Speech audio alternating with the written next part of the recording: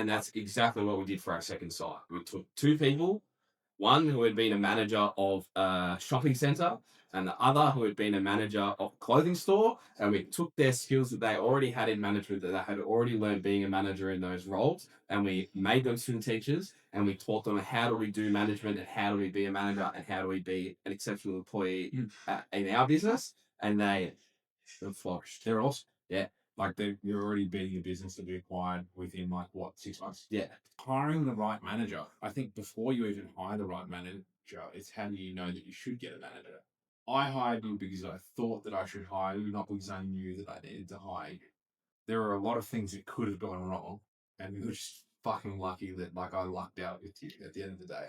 The key things that told me that you might be a good manager were we met at a leadership conference and you'd already worked in management. Yes. Yeah. Like the typical idea or preconceived idea is that when you are looking for a skill that's a bit more complex, has a few more soft nuances to it, it's better to look for evidence that they've done it before. Like that's the best risk adjusted return. Yes. That being said, I've only really hired one manager, which is you. You've actually done all the hiring and all the other managers after that. So it's evolved a lot more. Can you go into explaining how you've gone on to hire better managers than yourself from where we started out originally? How do you know that you need a manager is a good question to ask. And I think that most people think that they need a manager when they are struggling to do something that they don't know how to do.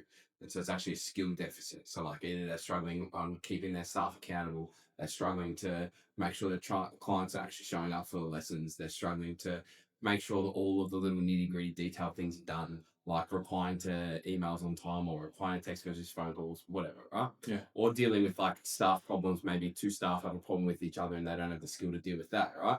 I think when most people think about hiring a manager, they think of hiring someone to solve all of their headaches, which I think is the wrong idea when you're thinking about trying to hire a manager. Okay, so what's the right idea? The right idea is figuring out why you have those headaches and what is the skill that you're missing. Okay, and then hiring a person to perform those skills or teach yourself? Or teach yourself. Yeah, yeah. Okay. So you think about it in the sense of like if you've got enough money and your business is profitable enough, then hiring a manager to fill that skill gap in your business is probably not a bad idea. But if you don't have the money and you are still thinking of hiring a manager, you're like, oh my God, I don't know how I'm going to afford this person, then the answer to your question is actually, how can I get better at the skills that I am not doing as well? What do you think, like looking back from where we started to where we've got to now, and the other swim schools that we've consulted for as well, what skills do you think people typically lack that they're trying to cover their ass with when they hire a manager?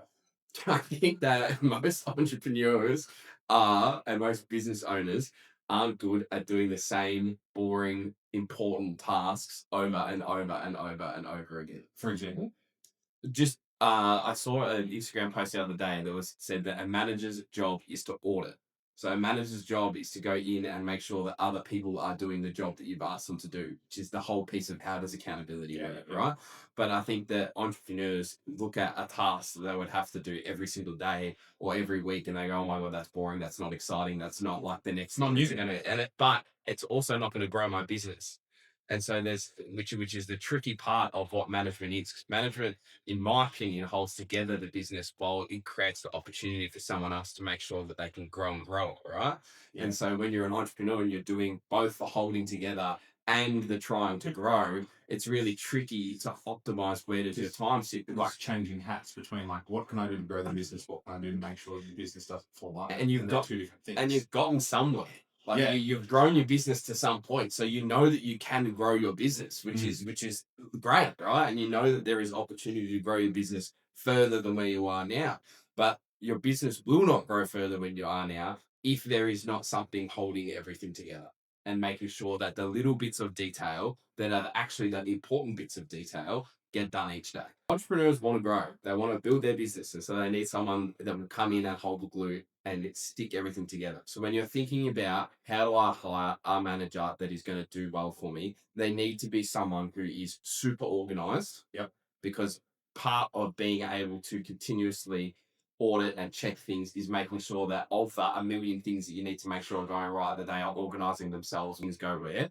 They need to be people Yep. because that's what a business where you're in the service industry. You're either a people person to your clients, or you're a people person to your staff, or you're a people person to other managers. If you are hiring a manager for the first time and you know that you do not have the skills to turn them into a manager, you need to hire someone that has had previous management experience. Because more often than not, in my experience as a manager in my four different businesses, is that you don't get taught how to manage. No, You just have to figure it out. So if you don't get taught how to manage and you're hiring someone that's never managed before and you've got no idea how to manage yourself, that is a recipe for it not going well. Which is why we're lucky that you actually succeeded. Yes. And it's now why when we hire managers, we look for management experience in any industry, because we are not looking for management experience specifically in aquatics or specifically in swim teaching. We're looking at where do they have prior experience of being the person that is the auditor, the people person, the people holding the glue together of making sure the little bits happen, right? And that's exactly what we did for our second site. We took two people, one who had been a manager of a shopping center and the other who had been a manager of a clothing store. And we took their skills that they already had in management, that they had already learned being a manager in those roles, and we made them swim teachers, and we taught them how do we do management and how do we be a manager and how do we be an exceptional employee in our business. And they flourished. They're awesome. Yeah. Like you're already building a business to be acquired within like what, 6 months? Yeah.